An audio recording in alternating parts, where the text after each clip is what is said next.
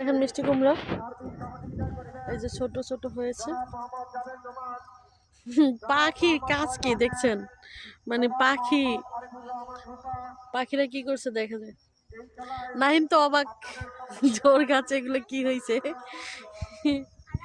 দেখেন। এই যে এটা হচ্ছে হাইব্রিড লাউ।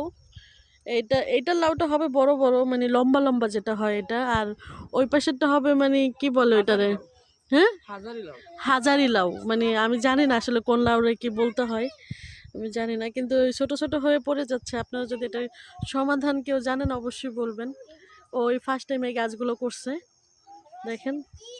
নাইমের অনুভূতি কি? ভালো না, গাছ হতে লাউ পড়ে যায়। ওর অনুভূতি ভালো না, আসলে অনেক কষ্ট কইরা মানে করছে, ফার্স্ট টাইম বুঝিনি তো। ফার্স্ট টাইম জিনিস যদি এভাবে নষ্ট হয়ে যায়।